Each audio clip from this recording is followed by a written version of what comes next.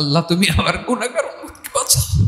বিশ্বনবী পাগলের মতো একবার হাউজে কাউসারে যাবেন, একবার সিরাতে যাবেন, একবার পুলসিরাতের দিকে, একবার হাউজে কাউসারের দিকে পাগলের মতো দৌড়াতে থাকবেন, তার কোনো গুনাহগার উম্মত যাতে জাহান্নামে ঢুকে না যায়। সেদিন কেউ সুপারিশ করতে পারবে না বিশ্বনবী ছাড়া। কিয়ামতের ময়দানে ওই বিভীষিকাময় সময়ে মুসিবতের কালে মানুষগুলো পাগল হয়ে বিশ্বনবীকে খুঁজতে আরম্ভ করবে। সবাই মিলে বিশ্বনবীর কাছে যেয়ে বলবে, ইয়া রাহমাতাল লিল আলামিন, ইয়া খাতামান নবীন, রাহমাতাল লিল আলামিন। দেখেন আমাদের কি অবস্থা, কি কঠিন বিপদে আমরা আছি, দাঁড়াতে পারি না, সূর্যের আলোতে ঘেমে হয়রান। আজকে কেউ সুপারিশ করতে পারবে না। সব নবীরা অপারগতা স্বীকার করেছে, তারা বলেছে আপনি ছাড়া কেউ নাকি আল্লাহর সামনে দাঁড়াতে পারবেন না, আপনি একটু সুপারিশ করেন। বিশ্বনবী বলবেন, আসো আসো, আজকের দিনে আমি ছাড়া আল্লাহর সামনে কেউ দাঁড়াতে পারবে না। বিশ্বনবী মাকামে মাহমুদে যে আল্লাহু আকবার বলে সিজদায় লুটিয়ে পড়বেন,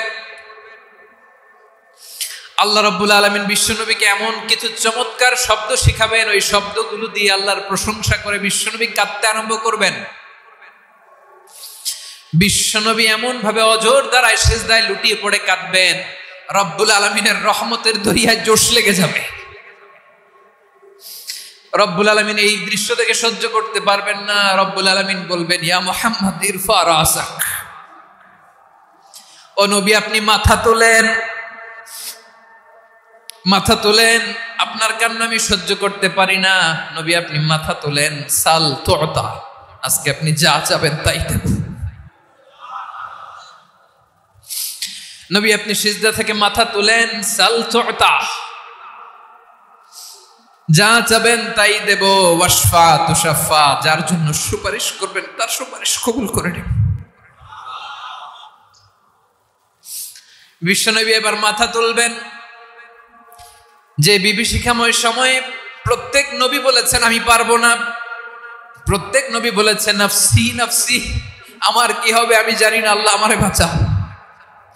প্রতিটি নবী বলবেন নফসি নফসি, আল্লাহ তুমি আমারে বাঁচাও, আমারে বাঁচাও। বিশ্বনবী মাথা তুলবেন, তুলে বলবেন রব্বি হাবলি উম্মতি, আল্লাহ তুমি আমার গুনাহগার উম্মতকে বাঁচাও। এই দুনিয়ার বুকে রব্বুল আলামিন সব নবীকে একটা করে দাওয়া মুস্তাজাবা দিয়েছেন, মানে যে দোয়া করলে কবুল হয়ে যায় সাথে সাথেই। দাও বিহা, দুনিয়ার সব নবীরা ওই দোয়াটা দুনিয়ায় করে ফেলেছে।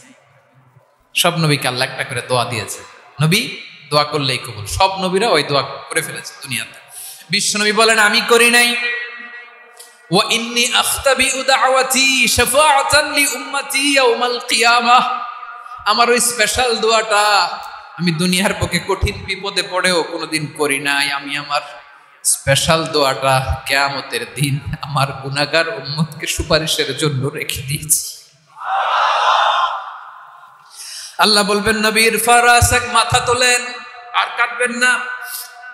বিশ্বনবী মাথা তুলবেন, আল্লাহ বলবেন সাল তুতা, আপনি যা চাবেন তাই দেব। ওয়াশফা তুশাফা, সুপারিশ করেন, সুপারিশ কবুল করব। বিশ্বনবী বলবেন আল্লাহ ওই স্পেশাল দোয়াটা দুনিয়াতে করি নাই, আজকে আমি তোমার দরবারে দাঁড়িয়ে কিয়ামতের দিন ওই দোয়াটা করছি। আল্লাহ আমার যে উম্মতের হৃদয়ে যাররা পরিমাণ ঈমান আছে, আমার একটা উম্মতকেও তুমি জাহান্নামে ঢোকাতে পারবা না। বিশ্বনবী পাগলের মতো একবার হাউজে কাউসারে যাবেন, একবার সিরাতে যাবেন, একবার পুলসিরাতের দিকে, একবার হাউজে কাউসারের দিকে পাগলের মতো দৌড়াতে থাকবেন, তার কোনো গুনাহগার উম্মত যাতে জাহান্নামে ঢুকে না যায়। সেদিন কেউ সুপারিশ করতে পারবে না বিশ্বনবী ছাড়া। এজন্য 5 নম্বর আল্লাহ বললেন মান যাল্লাযী ইয়াশফাউ ইনদাহু ইল্লা বিইযনিহি, কার সাহস আছে, কার এত বড় বুকের পাটা কিয়ামতের কঠিন দিন আল্লাহর সামনে দাঁড়িয়ে সুপারিশ করবে?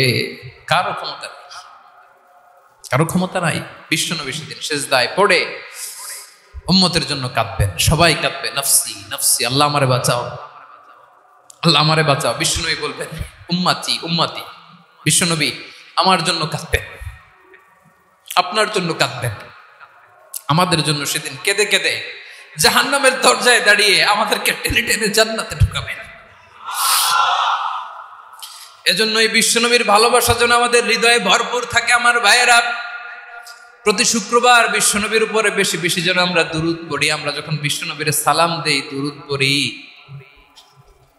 একদল স্পেশাল ফেরেশতা আছে যারা বিশ্বনবীর দুরূদটা নিয়ে সরাসরি বিশ্বনবীর রওজায় যায়, যে বলে অমুকের বেটা অমুক আপনারে সালাম দিয়েছে। বিশ্বনবী নিজ কবরের থেকে নিজেই সালামের উত্তর দেয়। বিশ্বনবীর ভালোবাসা যেন আমাদের হৃদয়ে থাকে, বিশ্বনবীর সুন্নাহ দিয়ে যেন আমাদের জীবনটাকে সাজাই। পারা যাবে ইনশাআল্লাহ।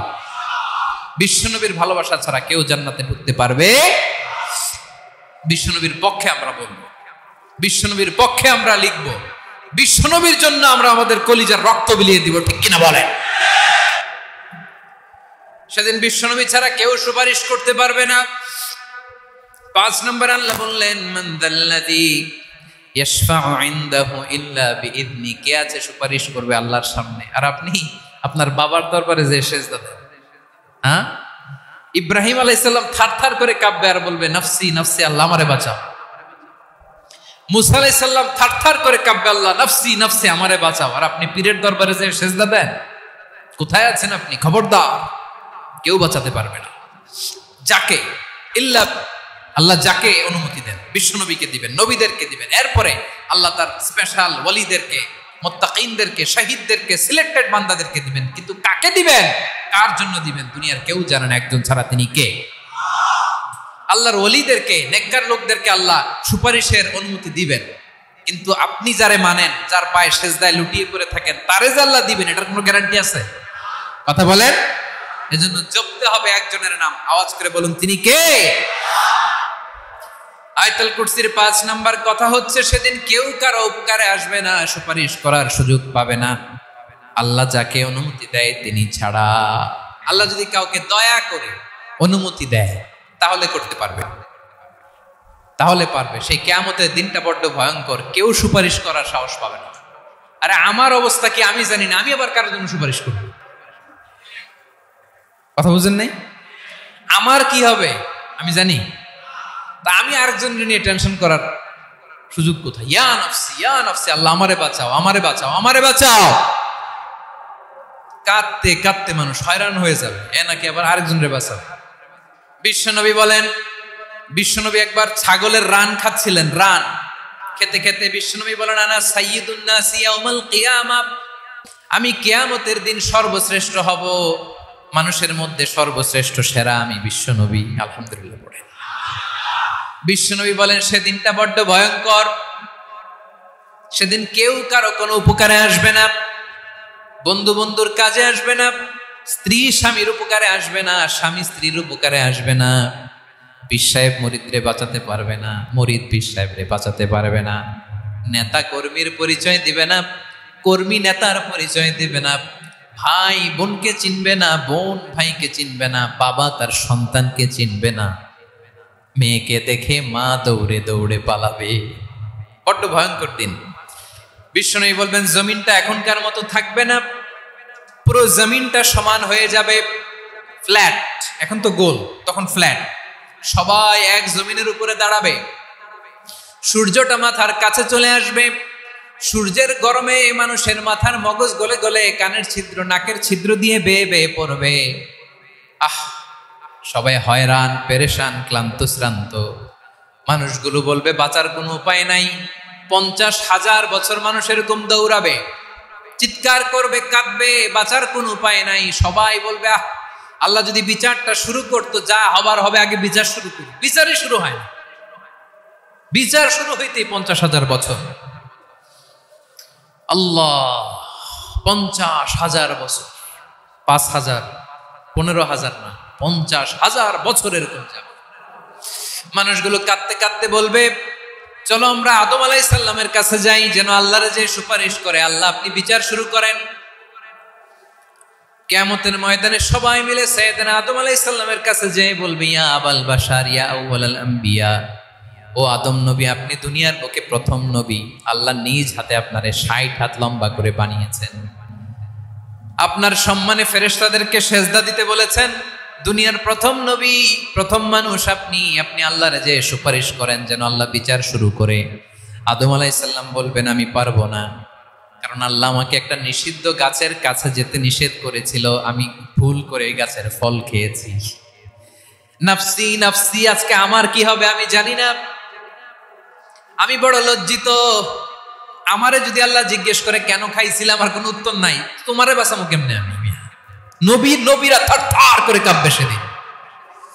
আদম আলাইহিস সালাম বলবেন আমি পারবো না, মাফ করো আমাকে, আমি পারবো না। ওই যে ভুল করে গন্ধম খেয়ে ফেলেছে, নিষিদ্ধ গাছের ফল খেয়ে ফেলেছে, আমি বড় লজ্জিত, অনুতপ্ত, আমি পারবো না। আজকে আল্লাহ এত রাগান্বিত হয়েছে, আগে কখনো আল্লাহ এত রাগান্বিত হয় নাই, ভবিষ্যতেও আল্লাহ কখনো এত রাগান্বিত হবে না। আমি পারবো না। এক কাজ করো, তোমরা নূহ আলাইহিস সালামের কাছে যাও। কোন নবী? লোকেরা এবার পাগলের মতো দৌড়াতে দৌড়াতে আল্লাহর নবী নূহ আলাইহিস সালামের কাছে যেয়ে বলবে, ইয়া নবী আল্লাহ নূহ, আনতা আউয়ালুর রাসূলি ফিল আরদ, আপনি জমিনে প্রথম রাসূল। আদম আলাইহিস সালাম নবী ছিলেন, রাসূল ছিলেন না। এই দুনিয়ার বুকে প্রথম রাসূল ছিলেন আল্লাহর নবী নূহ আলাইহিস সালাম। সবাই বলবে, ও নবী আল্লাহ নূহ, রাসূল আল্লাহ নূহ, আল্লাহ আপনাকে আবদান শাকুরা, শুকরগুজার বান্দা বলে কোরআনে বলেছে। কোরআনে নূহ আলাইহিস সালামের নামেও সূরা আছে না নাই? আপনি আল্লাহর প্রিয় বান্দা, প্রিয় রাসূল। দেখেন আমাদের কি দশা, ঘামতে ঘামতে শেষ। জমিনটা তামার জমিন, সূর্যটা মাথার কাছে, কি করবো আর পারি না, ঘামতে ঘামতে আর কত ঘামবো, কত দাঁড়িয়ে থাকবো। আল্লাহরে যে বলেন বিচার যেন শুরু করে। নূহ আলাইহিস সালাম বলবেন আমিও পারবো না, আমিও পারবো না। আমি আমার ছেলের জন্য কথা বলে ভুল করে ফেলছি। যখন মহাপ্লাবন হবে আমি বললাম, আল্লাহ আমার কলিজার টুকরা সন্তান রে বাঁচান। আল্লাহ বললেন, ও নূহ, সে তোমার সন্তান না, কারণ সে ঈমান আনে নাই, সে পাহাড়ের উপর দাঁড়িয়েছে, দেখি কেমনে সে বাঁচে। ওই যে আমি একটা না বুঝে আবদার করেছি, আল্লাহ আমার উপর রেগে গিয়েছিলেন। আজকে আল্লাহ ওই ব্যাপারে যদি আমারে প্রশ্ন করে, আমার কোনো জবাব নাই, আমি পারবো না, মাফ করো। তোমরা সবাই মিলে আল্লাহর খালিল ইব্রাহিম আলাইহিস সালামের কাছে যাও। লোকগুলো পাগলের মতো খুঁজতে আরম্ভ করবে, অযুত লক্ষ নিযুত কোটি মানুষের ভিড়ে আল্লাহর খালিল ইব্রাহিমকে যে বলবে, ইয়া খালিলুল্লাহ, ও আল্লাহর খালিল, আল্লাহ আপনাকে বড্ড ভালোবেসেছেন, আপনি কাবা বানিয়েছেন, আল্লাহ আপনাকে বড্ড পছন্দ করেন। দেখেন আমাদের কি অবস্থা। আপনি যে আল্লাহর কাছে সুপারিশ করেন যেন আল্লাহ আজকে বিচার শুরু করে। আল্লাহর নবী ইব্রাহিম বলবেন আমিও পারবো না, আমি আমার জীবদ্দশায় 3টা মিথ্যা বলেছি। কয়টা? আসলে মিথ্যা না, একটু টুইস্ট করে কৌশল করে কথা বলেছিলেন, ওইটাকে হাদিসে মিথ্যা বলা হয়েছে। আমি জীবনে 3টা মিথ্যা বলেছি, জীবন বাঁচানোর তাগিদে কৌশল করে 3টা কথা বলেছি। আজকের এই কঠিন ময়দানে আল্লাহ যদি ওই 3টা কথার ব্যাপারে জিজ্ঞেস করে, লজ্জায় আমি মাথা দেখাতে পারবো না, আমিও পারবো না, আমিও পারবো না। আজকে আল্লাহ এত রেগে আছে, আগে কখনো এত রাগে নাই, পরেও রাখবে না। তোমরা সবাই মিলে বনি ইসরাইলের নবী মূসা আলাইহিস সালামের কাছে যাও। সবাই এবার যাবে মূসা আলাইহিস সালামের কাছে, যে বলবে, ইয়া নবী আল্লাহ মূসা, আপনি ছিলেন কালিমুল্লাহ, আল্লাহর সাথে সরাসরি কথা বলতেন। রব্বুল আলামিন আপনাকে তাওরাত কিতাব দিয়েছেন, আপনি যে একটু সুপারিশ করেন। আল্লাহর নবী মূসা বলবেন, মাফ করো, আমিও পারবো না, আমি দুনিয়ার বুকে ভুল করে একটা মানুষকে মেরে ফেলেছি। আমি মারছিলাম আদব শিক্ষা দেওয়ার জন্য এক থাপ্পড়, এই থাপ্পড়ে যে ওই লোক মরেই যাবে আমি জানতাম না। আজকে আল্লাহ যদি জিজ্ঞেস করে কেন মারলা, জবাব আছে? ওই লজ্জায় আমি অনুতপ্ত, আমি পারবো না, আমার এই কথা বলো না। আজকে আল্লাহ বড্ড রেগে আছে, আমি পারবো না। তোমরা আল্লাহর নবী ঈসা আলাইহিস সালামের কাছে যাও। কিয়ামতের ময়দানে মানুষগুলো পাগল পাড়া হয়ে আল্লাহর নবী ঈসা আলাইহিস সালামের কাছে যাবে, যে বলবে, নবী ঈসা আপনি রূহুল্লাহ, বাবা ছাড়া আল্লাহ আপনাকে বানিয়েছেন, ইনজিল কিতাব দিয়েছেন, মৃত মানুষকে আপনি জীবিত করতে পারতেন। আজকের এই কঠিন বিপদের দিনে আপনি আমাদের সাহায্য করেন। আল্লাহর কাছে যে বলেন যেন বিচার শুরু করে।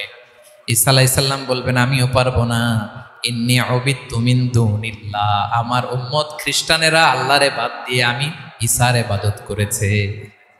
আমার মা ম্যারি আর আমাকে ডাকতো জেসাস ক্রাইস্ট, আমার ইবাদত করেছে, যদিও আমি আমার ইবাদত করতে বলি না। ঈসা আলাইহিস সালামও ইবাদত করতে বলেছেন একজনের, তিনি কে?